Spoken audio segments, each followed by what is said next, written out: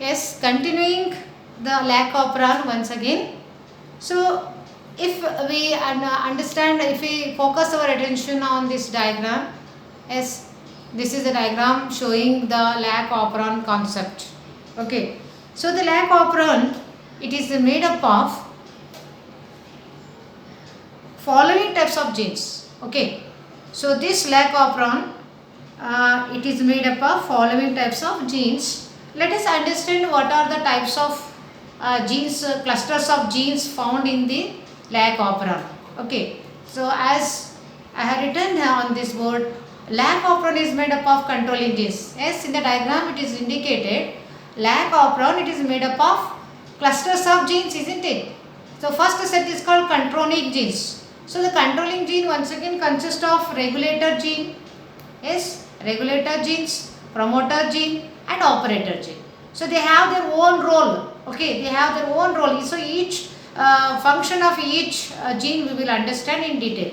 So first they are arranged in a linear form. See, they are arranged in a linear form. That is I gene, P gene, O gene. Okay. So the regulator gene, what is the function of regulator gene? It is also called as I gene. It is also called as I gene. I means inhibitor actually. It is derived that is from the inducer. Its function is inhibitor.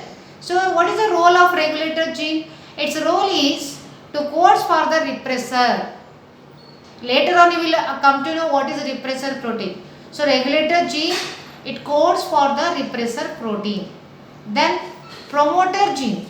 Second one is promoter gene. The role of promoter gene is to provide the site for binding the RNA polymerase. So unless and until RNA polymerase is going to bind on the promoter site, then switch on, there is no synthesis of the protein or transcription does not occur. So the role of the promoter is to bind with the RNA polymerase enzyme to proceed transcription as well as translation. And the third gene is operator gene. So what is the role of operator gene? The role of operator genes is to bind to the repressor protein. See, always the repressor protein is going to produce, it may be in the switched on condition or in the switched off condition, always the repressor protein is going to produce. That is, the repressor protein is bind by operator gene. So IPO, I have written linearly. I stands for regulatory gene, P stands for promoter gene and O stands for operator gene. Thus these three are acting as a controlling genes. Why they are called controlling genes? Because they control the synthesis of protein, or they control the synthesis, that is control the process of transcription as well as translation. IPO. Okay. Next comes set of three genes just adjacent to O gene, Z gene, Y gene, A gene. Z, Y, A. They are adjacent to each other. So these three genes are called as what? Structural genes. Okay, Z, Y, A. And these three Z, Y, A genes are called structural genes. And why they are called structural genes? Let me explain you. So, three genes Z is Z gene. So the role of a Z gene is to synthesize an enzyme called as beta galactosidase enzyme. And Y gene, it is going to synthesize beta galactosidase permase.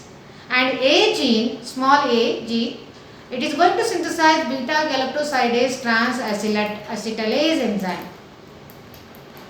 Okay. So thus the lac operon concept, this diagram showing the clusters of genes, they are arranged linear form one after the other, and the first three sets are called controlling genes, and remaining three are called structural genes, whose function is to synthesize the three different kinds of enzymes or proteins, namely beta galactosidase enzyme, beta galactosidase permase as well as transacetylase. The three enzymes are required for the conversion of glucose into lactose into glucose as well as galactose.